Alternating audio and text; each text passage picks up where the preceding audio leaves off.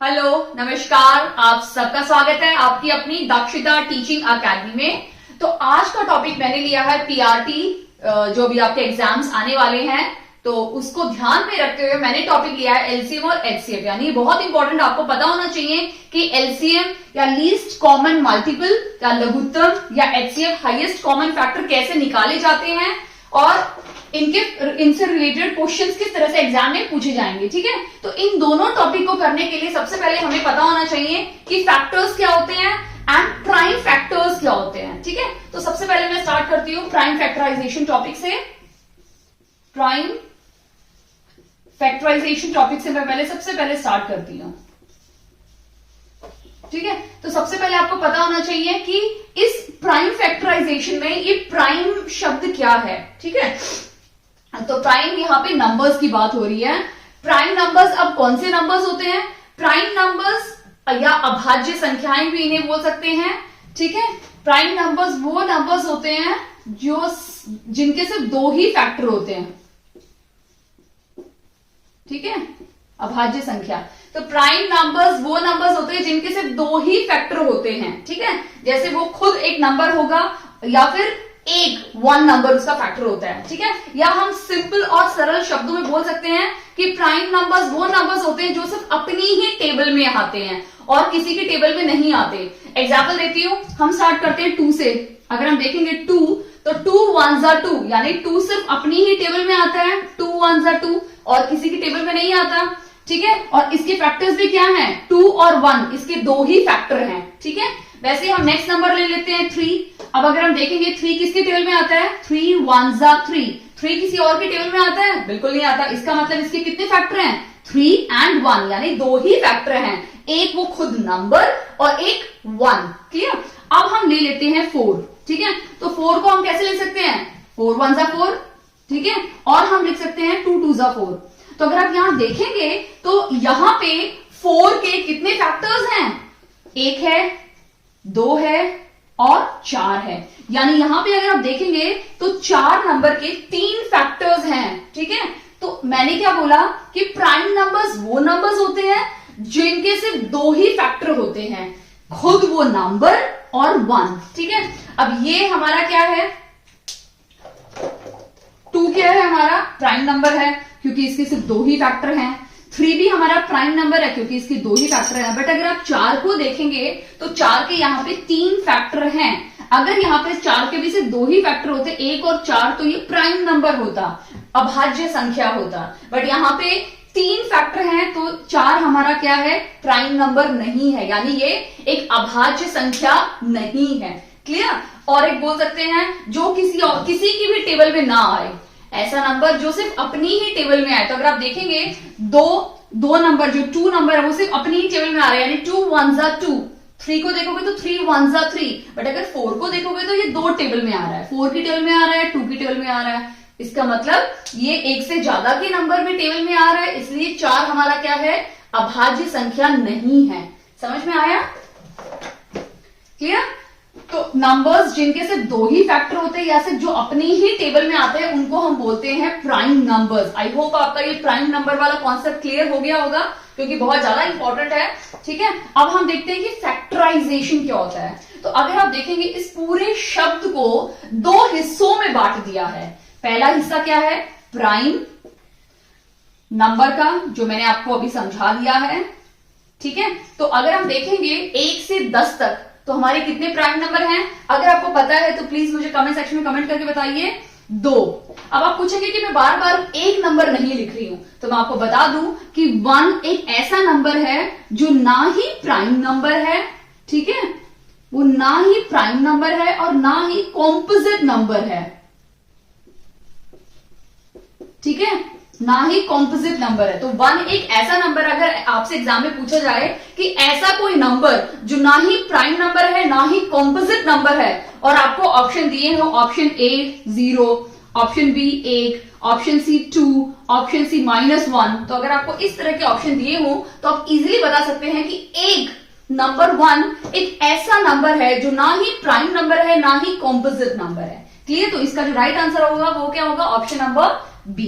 Clear है? अब हम नेक्स्ट देखते हैं। इसीलिए मैं 1 बार बार नहीं लिख रही हूं, ठीक है। 2, 3, ठीक है। अब 4 हमें पता है कि 4 क्या है, हमारा कॉम्पोजिट नंबर है, तो 4 को हम हटा देते हैं। बट अगर आप 5 को देखोगे तो 5 सिर्फ अपनी ही टेबल में आता है, यानी 5 1s are 5 और किसी की टेबल में नहीं आता, तो 5 भी हमारा क्या है, एक प्राइम नंबर है, ठीक है। फिर 6 किसकी टेबल में आता है, 6 आता है 2 की टेबल में आता है एंड 3 की टेबल में आता है, यानी 6 के कितने फैक्टर्स हैं, 2, 3, यानी इसके तो 2 से ज्यादा फैक्टर्स हैं, ठीक है। तो इसका मतलब 6 हमारा क्या है, प्राइम नंबर नहीं है, ठीक है। तो मैं जो प्राइम नंबर नहीं है वो मैं यहां लिख देती हूं 4, 6, ठीक है। अब हम देखते हैं 7, तो 7 क्या है, वो भी एक प्राइम नंबर है क्योंकि 7 सिर्फ अपनी ही टेबल में आता है, यानी 7 1s are 7, तो 7 भी प्राइम नंबर है। अब हम 8 देखते हैं, तो अगर आप देखेंगे तो 8 काफी सारे टेबल में आता है, 2 की टेबल में आता है, 4 की टेबल में आता है और खुद 8 की टेबल में भी आता है, तो 8 क्या है, हमारा प्राइम नंबर या अभाज्य संख्याएं नहीं है, ठीक है। अब नेक्स्ट नंबर 9 आता है, अगर आप 9 को देखेंगे तो 9 भी एक अभाज्य संख्या नहीं है, वो भाज्य संख्या है, ठीक है। तो 9 क्या है हमारा, क्योंकि वो 2 की टेबल में नहीं आता, 3 की टेबल में आता है और 9 की टेबल में आता है, तो 2 से ज्यादा नंबर की टेबल में आ रहा है, 1 भी काउंट होता है, तो 3 काउंट होते हैं 1 को मिला के, ठीक है। तो इसलिए ये भी हमारी क्या है, प्राइम नंबर नहीं है। अब 9 के बाद 10 आता है, तो 10 को भी हम यहां नहीं लिखेंगे क्योंकि 10 आता है 2 की टेबल में आता है, 5 की टेबल में आता है, 10 खुद की टेबल में भी आता है, ठीक है। तो 10 हमारा क्या है, हमारा अभाज्य संख्या नहीं है, यानी ये प्राइम नंबर नहीं है। तो अब अगर आप ध्यान से देखेंगे तो 1 से 10 तक जितने भी नंबर हैं उनमें से 2, 3, 5, 7 ये सिर्फ 4 नंबर है जो प्राइम नंबर है, ठीक है। और बाकी 4, 5, 6, 7, 8, तो ये सारे नंबर क्या हैं, अगर ये नंबर प्राइम नंबर है तो ये बचे हुए नंबर क्या है, तो बचे हुए नंबर क्या है, हमारे कॉम्पोजिट नंबर, ठीक है, कॉम्पोजिट नंबर। तो जो नंबर प्राइम नंबर नहीं होते तो वो जो बच जाते हैं नंबर, जो नंबर प्राइम नंबर है वो हम अलग से कर लेते हैं, और जो बच जाते हैं नंबर, प्राइम नंबर के अलावा जो नंबर बच जाते हैं वो सारे नंबर क्या होते हैं, कॉम्पोजिट नंबर, या उनको बोल सकते हैं हम भाज्य संख्याएं। क्लियर है, क्योंकि कॉम्पोजिट नंबर वो नंबर होते हैं जिनके 2 से ज्यादा फैक्टर होते हैं, ठीक है। तो अब अगर आप यहां देखेंगे तो 2 के भी कितने फैक्टर हैं, 1, 2, 4, 6 के कितने फैक्टर हैं, 1, 2, 3, 6, 8 के कितने फैक्टर हैं, 1, 2, 4, 8, ठीक है। 9 के कितने फैक्टर हैं, 1, 3, 9, 10 के कितने फैक्टर हैं, 1, 2, 5, 10। तो अब अगर आप देखेंगे तो सब में किसी में 3 है, किसी में 4 है, किसी में 3 है, किसी में 4 है, ठीक है। तो ये सारे के सारे नंबर क्या हो गए हमारे, देखो फैक्टर किसी के भी 2 या 2 से कम नहीं है, सबके 3, 3, 4, 4, 4 है, इसका मतलब ये सारे के सारे नंबर क्या है, हमारे कॉम्पोजिट नंबर हैं। क्लियर है ये कॉन्सेप्ट, क्योंकि एग्जाम में आपसे पूछे जा सकता है किसी भी नंबर का कि इन सब में से कितने प्राइम नंबर है, आपको काउंट करके लिखने हैं, ठीक है। क्योंकि पीआरटी का पेपर आप किसी टाइप के भी क्वेश्चन एक्सपेक्ट कर सकते हैं, एग्जाम में पूछे जा सकते हैं, ठीक है। अब हमने क्या किया, इस प्राइम फैक्टराइजेशन को 2 टुकड़ों में बांट दिया, यानी इसको तोड़ दिया, तोड़ के 2 में ब्रेक कर दिया, जिसमें से एक हमारा प्राइम निकल गया, जो मैंने आपको समझा दिया कि प्राइम नंबर्स कौन से नंबर्स होते हैं। फिर दूसरा आता है फैक्टराइजेशन। अब ये बहुत ज्यादा इंपॉर्टेंट है फैक्टराइजेशन, वो हम देख लेते हैं कि फैक्टराइजेशन क्या होता है। ये कंप्लीट करने के बाद मैं आपको फैक्टर्स बताऊंगी, जबकि मुझे पहले शायद फैक्टर्स बताना था, गुणनखंड, उसके बाद प्राइम फैक्टराइजेशन, पर मैं पहले प्राइम फैक्टराइजेशन बता देती हूँ, उसके बाद आपको फैक्टर बताऊंगी, उसके मेथड्स बताऊंगी, फिर हम एलसीएम और एचसीएफ करेंगे, फिर कुछ एमसीक्यू क्वेश्चंस करने वाले हैं, ठीक है।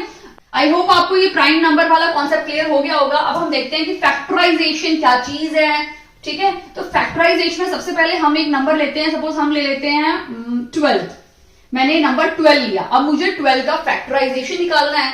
तो सबसे पहले मैं आपको बता दूं कि फैक्टराइजेशन का मतलब क्या होता है, कि फैक्टराइजेशन का मतलब होता है किसी भी एक नंबर को हमें इस तरह से तोड़ना, टुकड़े टुकड़े में कर देना कि जब उसको लिखे तो वो सारे के सारे प्राइम नंबर के फॉर्म में होने चाहिए, ठीक है।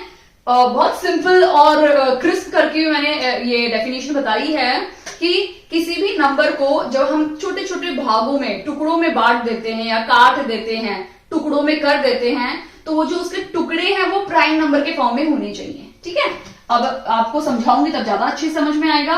अब मैं 12 का क्या करती हूं, प्राइम फैक्टराइजेशन करती हूं। ठीक है, तो सबसे पहले जब भी हम इस तरह से प्राइम फैक्टराइजेशन करना शुरू करते हैं तो हम सबसे पहले सबसे छोटा नंबर लेते हैं 2। कोई भी नंबर हो आपको 2 से स्टार्ट करना है, बट ऐसा कोई नंबर हो जो 2 से शुरू ना ही हो पाए तब आपको 3 लेना है। तो 3, अगर कोई 3 से ना हो रहा है तो 5 लेना है। ठीक है, अब ये 12 है, ये 2 से भी जा सकता है 3 से भी जा सकता है, बट हम 2 से स्टार्ट करेंगे। तो 2 6 12, फिर से 2 ले लो, 2 3 6, अब 3 आ गया। क्या हम 2 के साथ कर सकते हैं? बिल्कुल नहीं, तो हम 3 ले लेंगे, 3 1 3। ठीक है, अब अगर आप यहां देखोगे तो 12 को किस तरह से लिखा गया है, 2 इंटू 2 इंटू 3। ठीक है, तो ये जो मैं लिख रही हूं 2 इंटू 2 इंटू 3, इसे हम बोलते हैं फैक्टराइजेशन, कि मैंने इस 12 को इस तरह से टुकड़ों में विभाजित किया या इस तरह से टुकड़ों में काटा कि मुझे प्राइम फैक्टर यानी प्राइम नंबर्स के फॉर्म में नंबर्स मिल गए। ठीक है, इसको हम इस तरह से भी लिख सकते हैं, 2 कितनी बार है? 2 बार है, तो 2 बार लिख दो इंटू 3। ये इस तरह से भी मैं लिख सकती हूं। ठीक है, हम एक और नंबर ले लेते हैं,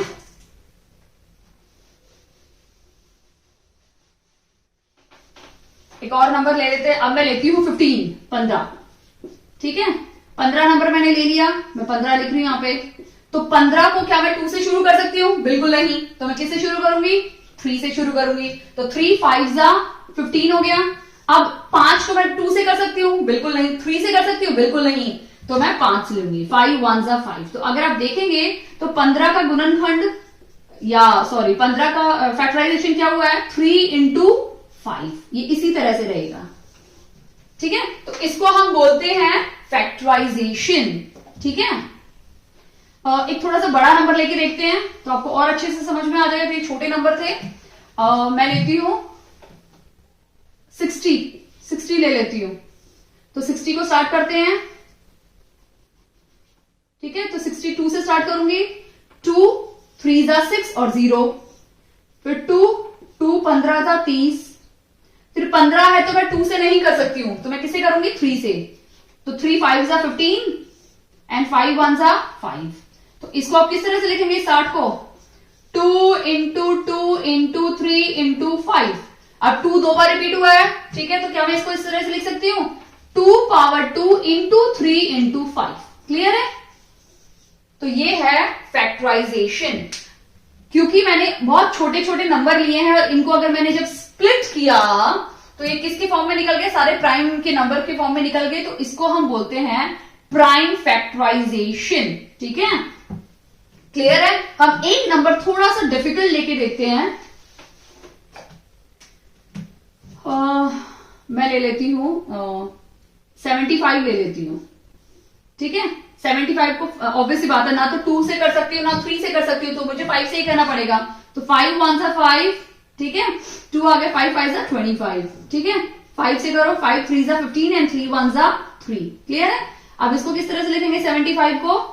5 इंटू 5 इंटू 3, जिसको हम 5 बार 2 इंटू 3 भी लिख सकते हैं। क्लियर? तो ये हमारा क्या है? Prime factorization of 75। क्लियर है? आई होप आपको अच्छे से समझ में आ गया कि प्राइम फैक्टराइजेशन का मतलब क्या होता है। अब मैं आपको समझाऊंगी फैक्टर्स क्या होते हैं या गुणनखंड किसे बोलते हैं। ठीक है, तो हम फैक्टर्स देख लेते हैं। अब अगर मुझे निकालना है 6 का फैक्टर, ठीक है, तो 6 का फैक्टर कैसे निकालूंगी मैं 6 की टेबल में, अगर आपको पता हो 6 किस किस की टेबल में आता है? 1 2 3 और 6। तो ये नंबर है 6 के गुणनफल या 6 के फैक्टर्स हैं। क्लियर है? मैं ले लेती हूं 10। 10 किस किस की टेबल में आता है? 1 2 5 एंड 10। सॉरी 10। तो ये सारे के सारे नंबर क्या हैं? 10 के फैक्टर्स। ठीक है, क्या आपने नोटिस किया कि प्राइम फैक्टराइजेशन और फैक्टर में क्या फर्क था या क्या डिफरेंस था? डिफरेंस ये था कि प्राइम फैक्टराइजेशन को हम सिर्फ प्राइम नंबर के फॉर्म में लिखते हैं, 2 3 5 के ही फॉर्म में आपको मिलेगा, बट फैक्टर्स आपको वो सारे नंबर मिलेंगे जिन सभी नंबर में 6 आता है। ये सब नंबर में 6 आता है। ठीक है, ये सभी नंबर में 10 आते हैं अगर आपको पता हो। ठीक है, अब एक थोड़ा ले लेते हैं 36 ले लेते हैं। ठीक है, 36 काफी बड़ा नंबर है, कोई बात नहीं, इस तरह से भी आप लिख सकते हैं 136 या 136। 2 में जाता है 36, 2 इंटू 18 2 जा 36, तो 2 भी हो गया। ठीक है, 3 में जाता है, यस 12 3 जा 36, वो भी हो गया। 4 में जाता है 4 9 जा, आप 1 2 3 4 करके बढ़ते जाए। 5 में आता है, 6 में आता है 6 6 जा, 7 8 इन सब में नहीं आता। ठीक है, 9, अब आपको 9 लिखने की जरूरत नहीं है क्योंकि 6 यहां पे रिवर्स होके उल्टा चलने लगा। अगर आप देखेंगे इन नंबर्स को तो सबसे पहले हमने 1 से शुरू किया था, 2 पे गए, 3 पे गए, 4 पे गए, 6 पे गए। ठीक है, क्योंकि 5 नहीं आता, फिर 6 पे वापस आके ये उल्टा चलने लगा, ये इस तरह से नीचे आया और इस तरह से ऊपर चला गया। तो अब इसको हम कैसे लिखेंगे, इसके फैक्टर्स कैसे लिखेंगे? 1 लिखते जाओ, 2 3 4 6, अब 6 2 बार तो लिखने की जरूरत नहीं है, तो एक ही बार लिखेंगे हम लोग। 9 12 18 एंड 36, तो ये सारे के सारे नंबर क्या हैं? 36 के फैक्टर हैं। क्लियर है अच्छे से? कौन सा क्लियर हो गया है? अब एक और ले लेते हैं हम, नंबर 100 ले लेते हैं। ठीक है, 100 कैसे आएगा? 1 इंटू 100, 2 इंटू 50, 3 में नहीं आता, 4 में आता है, 4 25 100, 5 में आता है, 5 का तो रिपीट नहीं हो गया, नहीं 5 20 100, 6 में नहीं आता, 7 में नहीं आता, 8 में नहीं आता, 9 में नहीं आता और सीधा 10 में आता है, 10 10 100। क्लियर हो गया? तो अब इसके फैक्टर्स कौन कौन से हैं अगर आप स्टार्ट करेंगे तो 1 2 3 नहीं है तो 1 2 4 5 10, फिर उल्टा चल पड़ो, मतलब यहां से आओ फिर उल्टा चल पड़ो। तो इसके फैक्टर्स कौन कौन से हो गए हमारे? 1 2 4 5 10 20 25 50 एंड 100। तो ये सारे के सारे नंबर क्या है? 100 के फैक्टर्स। आई होप आपको अच्छे से समझ में आ गया है कि प्राइम फैक्टराइजेशन क्या होता है और फैक्टर्स क्या होता है। तो आई होप आप कभी भी ये मिस्टेक ना करेंगे। अगर एग्जाम में भी पूछा जाता है तो आप इसको अच्छे से इसके क्वेश्चंस करेंगे, कोई भी कंफ्यूजन नहीं होगी आपको। अब हम स्टार्ट करते हैं एलसीएम और एचसीएफ, बहुत इंपॉर्टेंट टॉपिक है। ठीक है, अब एलसीएम कैसे निकालते हैं और एचसीएफ कैसे निकालते हैं मैं आपको समझा देती हूँ। सबसे पहले मैं 2 नंबर ले लेती हूँ और उसी दोनों नंबर से पहले एलसीएम निकालूंगी और फिर एचसीएफ निकालूंगी और दोनों आपको समझाऊंगी। क्लियर है? तो अगर आप देखेंगे एलसीएम का फुल फॉर्म होता है लीस्ट कॉमन मल्टीपल। ठीक है, और एचसीएफ या महत्तम का फुल फॉर्म होता है हाईएस्ट कॉमन फैक्टर। अब भाई फैक्टर यहां पे आ रहा है तो हम देख लेते हैं। तो मैं 2 नंबर लेती हूं, 12 और 15। मैंने ये 2 नंबर ले लिए, छोटी छोटी से नंबर लिए हैं ताकि आपको ज्यादा अच्छे से समझ में आएगा। ठीक है, तो सबसे पहले मैं क्या करूंगी? 12 का क्या करूंगी? प्राइम फैक्टराइजेशन निकाल लेती हूं। ठीक है, तो 2 6 जा 12, 2 3 जा 6 एंड 3 1 जा 3। ठीक है, ये मैंने निकाल लिया। वैसे ही मैं 15 का निकाल लेती हूं। 2 नहीं होगा, 3 से होगा क्योंकि 15 है ये, तो 3 5 जा 15 एंड 5 1 जा 5। ठीक है, समझ में आया? अब मैं क्या करूंगी? लिख लेती हूं क्या? 2 इंटू 2 इंटू 3। ठीक है, 15 का भी लिख लेती हूं मैं। 2 तो है ही नहीं, बार बार 2 दिमाग में आ रहा है। 3 इंटू 5। क्लियर है? अब आप कोई नंबर देख रहे हैं जो दोनों में आ रहा है? बिल्कुल आ रहा है। अगर आप देखेंगे तो 12 में 2 2 3 है और यहाँ 3 5 है, तो ये जो 3 नंबर है ना ये दोनों में आ रहा है, दोनों में आ रहा है। और ऐसा कोई नंबर है? नहीं है। इसके साथ अगर आपको लिखना है तो आप 1 भी लिख सकते हैं क्योंकि 1 भी है यहां, बट 1 भी कॉमन हो जाता है और 1 से कोई भी नंबर मल्टीप्लाई करोगे तो 1 ही रहता है। तो अगर आप 1 को नहीं भी लिखेंगे तो भी चल सकता है। तो जो नंबर आपका दोनों में मिलेगा वो आपका होगा एचसीएफ। क्या होगा? एचसीएफ। या 3 1 जा 3 करोगे तो 3 ही मिलेगा। ठीक है, तो जो नंबर कॉमन होगा या दोनों में रहेगा वो एचसीएफ होगा आपका। अब एलसीएम बता देती हूं आपको, एलसीएम कैसे निकालना है।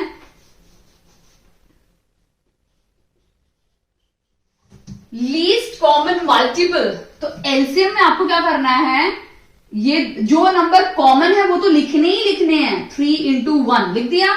अब जो बच गए नंबर उनको भी लिख दो। 2, फिर ये 2। अब ये कॉमन जो थे वो एक बार ही लिखना है, ये भी लिखना ये भी लिखना नहीं करना। जो दोनों मैंने सर्कल किए उनको मैंने एक बार लिख दिया, अब जो बच गए उनको मैं लिख रही हूं। तो 2 इंटू 2 ऊपर का सारा खत्म हो गया, यहां क्या बचा 5, 5 लिख दिया। अब कर लेते हैं 5 2 जा 10, 10 2 जा 20, 21 जा 20 और 23 जा 60। तो इस क्वेश्चन में जब मैंने 12 और 15 लिया तो मेरा HCF क्या निकला 3 नंबर और मेरा LCM क्या निकला 60। See the difference.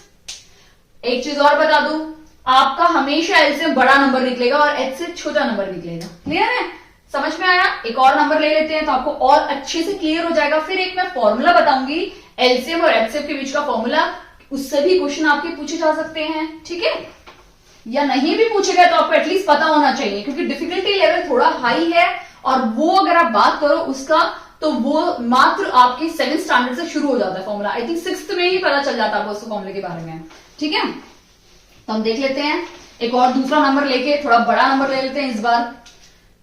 एक ले लेती हूं मैं 30 और एक ले लेती हूं मैं 120। तो मैंने ये दो नंबर ले लिए। ठीक है, स्टार्ट करते हैं 30, क्योंकि लास्ट में 0 है तो 2 से स्टार्ट कर लो। 2 15 जा, फिर 3 से 3 5 जा एंड 5 1 जा।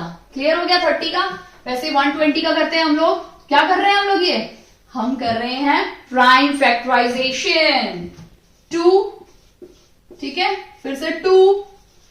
अब 30 और ये बराबर हो गया तो यहां से कॉपी कर लो। करना है करो, नहीं करना तो मत करो, या आप इस चीज को स्किप भी कर सकते हो क्योंकि ऑलरेडी ये यहां पे थी। ठीक है, अब लिख लेते हैं 30 को 2 इंटू 3 इंटू 5। 120 को लिख सकते हैं 2 इंटू कितनी बार है 3 बार, 3 इंटू 5। ठीक है, अब कॉमन देख लेते हैं। दोनों में कॉमन कौन कौन सा नंबर है? तो ये 2 और ये 2 कॉमन है, ये 3 और ये 3 कॉमन है, ये 5 और ये 5 कॉमन है। 1 लिखना है तो 1 लिख दीजिए, वो भी कॉमन हो जाएगा। ठीक है, तो इसका मतलब सबसे पहले हमें क्या लिखना है? इसका HCF लिखना है। तो HCF क्या हो जाएगा इसका? 2 इंटू 3 इंटू 5 इंटू 1। ठीक है, 5 3 जा 15, 15 2 जा 30। तो यहां पे HCF क्या निकल गया हमारा 30 और LCM ये 30 तो रहेगा। तो 2 इंटू 3 इंटू 5 तो रहेगा। उसके अलावा यहां पे कोई नंबर बच गया नहीं। यहां पे क्या है 2, तो 2 इंटू 2। तो यहां तक तो 30 था और ये 4 हो गया, तो 30 4 जा 120। वही नंबर आ गए, एक LCM आ गया हमारा और एक HCF आ गया। क्यों आया ऐसा? क्योंकि अगर आप देखेंगे तो 30 का ही फैक्टर है, यानी 120 का फैक्टर क्या है 30 है। ठीक है, एक और नंबर ले लेते हैं तो आपको और अच्छे से क्लियर हो जाएगा।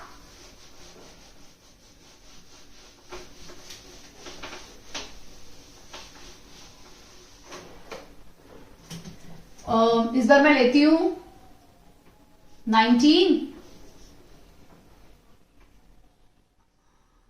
एंड 15। ये दो नंबर ले लिए 19 और 15, इनका देखते हैं। ठीक है, तो 19 का क्या होगा? अब 19 क्या है? एक प्राइम नंबर है, तो ना तो 2 से शुरू होगा ना 3 से शुरू होगा, तो सीधा मैं 19 से कर रही। 19 1 जा 19। ठीक है, 15 का कर लेते हैं, या 15 की जगह मैं ले लेती हूँ 25 ले लिया। ठीक है, तो ये 5 से ही शुरू होगा, तो 5 5 से 25 और 5 1 जा 5। ठीक है, अब हम लिख लेते हैं 19 को। 19 1 जा 19 और 25 को लिख लेते हैं 5 इंटू 5 इंटू 1। अब इसमें अगर हम देखेंगे तो हमारा सिर्फ 1 ही कॉमन है और कोई नंबर कॉमन है नहीं है। अगर जिसमें सिर्फ 1 ही कॉमन हो तो यहाँ पे हमारा HCF क्या निकल गया 1 निकल गया। ठीक है, LCM क्या निकल के जाएगा हमारा 1 तो कॉमन है ही। 19 इंटू 5 इंटू 5। क्लियर है? तो अब अगर आप इसको जो सॉल्व करके आंसर मिलेगा वो आपका LCM हो जाएगा। क्लियर है?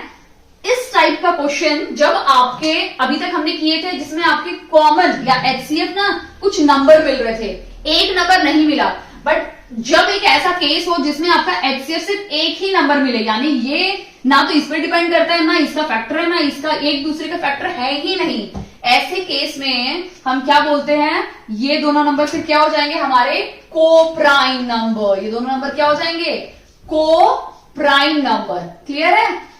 जब को प्राइम नंबर की कंडीशन क्या है, जब आपका एचसीएफ 1 आ जाए, जब किसी भी दो नंबर का एचसीएफ 1 आएगा तब हम बोलेंगे कि ये दोनों नंबर क्या हैं, को प्राइम। आपके एग्जाम में पूछे जा सकते हैं कि दो नंबर दे देंगे और आपको उनका एचसीएफ निकालना होगा और फिर पूछेंगे क्या ये दोनों नंबर को प्राइम है या नहीं है, या को प्राइम का कॉन्सेप्ट क्या होता है।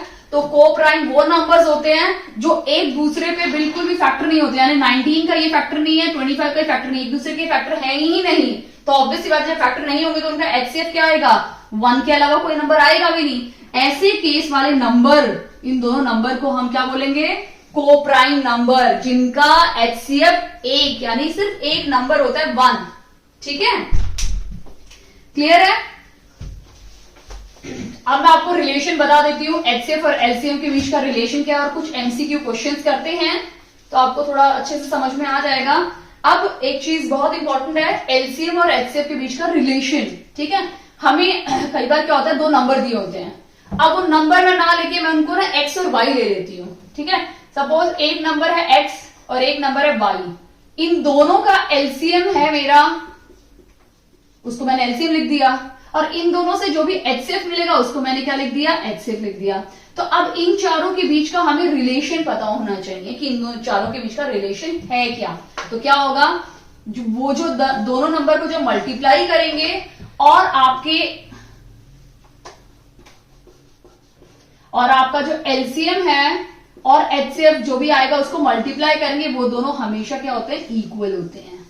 क्लियर है? तो ये आप थोड़ा याद रखिए, एग्जाम में अगर पूछा जाता है, कई बार क्या होता है, ये क्वेश्चन दे देंगे, ये दे देंगे वैल्यू, ये दे देंगे, आपको ये निकालना होगा। ठीक है, कई बार सिर्फ दो नंबर ही दे देंगे, उनका खुद ही एलसीएम निकालो और एचसीएफ निकालो। इस टाइप के क्वेश्चन भी आपसे एग्जाम में पूछे जा सकते हैं। अब कुछ एमसीक्यू कर लेते हैं जिससे आपका और कॉन्सेप्ट क्लियर हो जाएगा कि एलसीएम क्या होता है और एचसीएफ में किस टाइप के क्वेश्चन आपके एग्जाम में पूछे जा सकते हैं। एलसीएम ऑफ टू नंबर, हमें दो नंबर का एलसीएम दिया हुआ है, the LCM of two number is 60। तो हमें क्या दिया हुआ है, एलसीएम 60 दिया हुआ है और एचसीएफ 6 दिया हुआ है। तो एचसीएफ कितना है, 6 दिया हुआ क्वेश्चन में, और बोला है कि वन ऑफ द नंबर, उनमें से एक नंबर 30 है, हमें दूसरा नंबर निकालना है। ठीक है, तो मैंने आपको क्या बताया था, फर्स्ट नंबर इनटू दूसरा वाला नंबर यानी सेकंड नंबर, वो किसके इक्वल होगा, एलसीएम इनटू एचसीएफ। ये मैंने आपको बताया था ये रिलेशन। तो यही रिलेशन हम यूज करेंगे जिसमें से हमें सेकंड नंबर निकालना है। तो सेकंड नंबर यहीं पे रखेंगे, एलसीएम क्या है हमारा 60, एचसीएफ क्या है 6, डिवाइड बाय फर्स्ट नंबर 30 है। तो 30 2 जा 60 और 6 2 जा 12, यानी दूसरा नंबर हमारा क्या मिल गया, 12। इससे क्वेश्चन और भी बन सकते हैं, आपको ये दोनों दे देंगे, ये नहीं देंगे, ये दे देंगे, यानी इन चारों में से कोई एक टर्म आपको नहीं दी जाएगी और बाकी तीनों टर्म दी जाएगी। कई बार इस तरह से भी क्वेश्चन आ सकता है, आपको दो नंबर दे देंगे और फिर आपको उनका एलसीएम और एचसीएफ निकालना है। तो वो तो आप नॉर्मल मेथड से भी निकाल सकते हैं, या फिर आपको नॉर्मल मेथड से निकाल के एचसीएफ से निकाल सकते हैं, यानी जैसे आपको करना है अपने कन्वीनियंट के हिसाब से आप उस क्वेश्चन को अटेम्प्ट कर सकते हैं। ठीक है, अभी सेकंड क्वेश्चन देखते हैं, फाइंड द लीस्ट नंबर। ये जो शब्द है लीस्ट बहुत इंपॉर्टेंट है, जब भी आप इस तरह के वर्ड देखते हैं, फाइंड द लीस्ट नंबर, तो आपको दिमाग में आना चाहिए आपको एलसीएम निकालना है। क्लियर है? फाइंड द ग्रेटेस्ट नंबर, बड़ा नंबर होगा तो आपको इसका उल्टा करना है, एचसीएफ निकालना है। क्लियर है? तो लीस्ट नंबर बोला तो हमें इन सब नंबर का क्या निकालना है, एलसीएम निकालना है। तो हम क्या करेंगे, 2, 3, 4, 5 और 6 ले लेते हैं, इन सब का एलसीएम निकालेंगे। तो आप देख रहे हैं 2 से स्टार्ट करते हैं, ये 1 हो गया, ये 3 हो गया, ये 2 हो गया, ये 5 हो गया और ये 3 हो गया। अब 3 से फिर से ले लेते हैं ये 1 हो गया, ये 1 हो गया, ये 2, ये 5 और ये 1 हो गया। अब ये दोनों नंबर तो क्या है, दोनों प्राइम नंबर है। तो हम क्या करेंगे, सिर्फ आपको लिखना है तो आप 2 लिख सकते हो, आपको लिखना है तो आप 5 भी लिख सकते हो, तो आपको 1 1 1 1 1 मिल जाएगा। तो 5 2 जा 10 और 3 2 जा 6 एंड 6 इंटू 10 60 हो जाएगा। ठीक है, 60 हो गया इसका एलसीएम, हमें एलसीएम मिल गया 60। क्लियर है। अब इसमें ये क्वेश्चन में ये बोला है कि फाइंड द लीस्ट नंबर, ऐसा छोटा नंबर आपको निकालना है विच व्हेन डिवाइडेड बाई, उसको जब हम इन सभी नंबर से डिवाइड करेंगे तो आपका रिमाइंडर 1 आना चाहिए। तो बहुत सिंपल है कि रिमाइंडर 1 बोला है तो आपको इसमें 1 ऐड कर देना है, तो आपका आंसर हो गया 61। इसका मतलब जब आप इसको 61 को 2 से डिवाइड करेंगे तो 2 3 जा 6, ठीक है, ये 0 आ गया, 1 आ गया, तो रिमाइंडर 1 आ गया। यहाँ पे वही क्वेश्चन में बोला था 1 रिमाइंडर आना चाहिए। एक और देख लीजिए, 61 है, 5 से कर लीजिए, 5 1 जा 5, नीचे 11 आ गया, 5 2 जा 10, ये 1 आ गया, फिर से रिमाइंडर 1 आ गया। इसका मतलब अगर आप किसी से भी डिवाइड करेंगे, 3 से भी करते हैं, तो आपको क्या मिलेगा, रिमाइंडर 1 ही मिलेगा। क्लियर है, समझ में आ गया। अब हम नेक्स्ट क्वेश्चन देखते हैं। हम देखते हैं क्वेश्चन नंबर 3, जो इस टाइप के क्वेश्चन आपके एग्जाम में पूछे जा सकते हैं। Find the number of factors. एक सिंपल सा मैं एग्जांपल लेती हूँ। सपोज मैंने 8 नंबर लिया, अब 8 के कितने फैक्टर्स हमें सबको पता है, तो हम कैसे लिखेंगे, 8 1 जा 8, यानी 1 8 जा 8, 2 4 जा 8 और 4 2 जा 8 एंड 8 1 जा 8, यानी इसके कितने फैक्टर हैं, 1 2 4 एंड 8। कितने फैक्टर हैं, सिर्फ 4 ही फैक्टर हैं। ठीक है, वैसे ही अगर मैं आपको कोई नंबर दू 18 के कितने फैक्टर्स हैं, स्टार्ट करते हैं। तो 18 के कितने फैक्टर होंगे, 1 इंटू 18, 2 9 जा 18, 3 6 जा 18, उसके बाद है 4 5 कुछ नहीं है, तो कितने फैक्टर्स हो गए, 1 2 3 6 9 एंड 18, यानी कितने फैक्टर्स हो गए, 6 फैक्टर्स हो गए। तो क्या हम एग्जाम में इस तरह से कर करके देखेंगे, तो इसमें तो बहुत ज्यादा टाइम चला जाएगा और बड़े बड़े नंबर होंगे, जैसे 180 36, काफी टाइम हमारा 36 तो फिर भी हम सॉल्व कर सकते हैं, बट 180 या आ जाए 280 या आ जाए 333 333, ठीक है। तो इस टाइप के क्वेश्चन में आपको क्या ट्रिक यूज करनी है वो मैं आपको समझा देती हूँ, ठीक है। तो सबसे पहले हम 36 से स्टार्ट करते हैं। तो सबसे पहले 36 का हम क्या करेंगे, प्राइम फैक्टराइजेशन कर लेते हैं, ठीक है। तो 2 18 जा, ठीक है, 2 9 जा, 3 3 जा एंड 3 1 जा, ये प्राइम फैक्टराइजेशन आपने कर लिया। अब इन सबको लिख लो। तो 36 को मैं कैसे लिख लेती हूं, 2 इंटू 2 इंटू 3 इंटू 3। क्लियर है। अब अगर आप देखेंगे तो यहां पे मेरे 2 कितने हैं, 2 बार, तो मैं लिखती हूं 2 पावर 2। 3 कितनी बार है, 2 बार, तो मैं इंटू करके 3 पावर 2 बार लिख देती हूं। आपको कुछ भी नहीं करना, आपको पावर को देखना है। यहाँ पे पावर है 2, यहाँ पे पावर है 2, तो आप 2 को लिखिए और उसमें यहाँ पे दोनों में 1 प्लस 1 प्लस कर दीजिए, ठीक है। तो आपको पावर में जो भी पावर होगी उसमें एक 1 ऐड कर देना है। तो कितनी होगी ये, 3 इंटू ये कितनी होगी, 3, तो पावर्स को मल्टीप्लाई कर दो, 3 3 जा 9, ठीक है। तो यानी इसका राइट आंसर क्या है, ऑप्शन नंबर सी इसका राइट आंसर है। क्लियर है। नहीं समझ में आया तो अभी हम 180 का करेंगे, आपको तब अच्छे से समझ में आ जाएगा, ठीक है। कुछ भी नहीं करना था आपको। 36 का जो नंबर था ना हमारा, उसमें पावर 2 इंटू 2 था और 3 इंटू 3 था। आप क्या आप 2 को 2 पावर 2 लिख सकते हैं, बिल्कुल लिख सकते हैं। क्या आप 3 को 3 पावर 2 लिख सकते हो, बिल्कुल लिख सकते हो। अब अगर आप यहाँ पावर देख रहे हो तो यहाँ पे पावर क्या है, 2 है, यहाँ पे भी पावर 2 है, तो आपको पावर में एक एक ऐड कर देना है। तो कितना बन गया, 3 इंटू ये कितना बन गया, 3, तो 3 3 जा 9। तो अगर आप देखेंगे तो 36 के 9 फैक्टर्स हैं। देखें, देख के भी देख लेते हैं, आपको और अच्छे से क्लियर हो जाएगा। तो 36 को स्टार्ट करते हैं, 1 इंटू 36, ठीक है। 2 से स्टार्ट करते हैं, 2 18 जा 36, 3 से स्टार्ट करते हैं, 3 12 जा 36, 4 से स्टार्ट करते हैं, 4 9 जा 36, ठीक है। 6 आ रहा है, 6 6 जा 36, और कोई नंबर आ रहा है, तो कितने नंबर हो गए यहाँ पे, 9 होने चाहिए हमारे। 1 2 3 4 5 6 7 8 9, तो कितने फैक्टर्स हैं, 9 फैक्टर्स हैं। आप 1 को इंक्लूड मत कीजिए तो 36 मिला के कितने हो जाएंगे, 9 हो जाएंगे। क्लियर है। 1 तो हर नंबर में आता है, तो कितने हो गए हमारे, 9 फैक्टर्स हो गए। क्लियर है। अब 180 का करके देखते हैं। तो देखो आपको कौन सा इजी, ये लगता है, ये लगता है, तो ये होना चाहिए आपका इजी, जिससे आपकी प्रैक्टिस हो जाएगी। तो आपको कुछ भी करने की जरूरत नहीं, झट से आपके आंसर निकल आएंगे, ठीक है। 180 का कर लेते हैं। 2 से 290, 245, अब 45 है तो 5 से कर लेते हैं, 5 9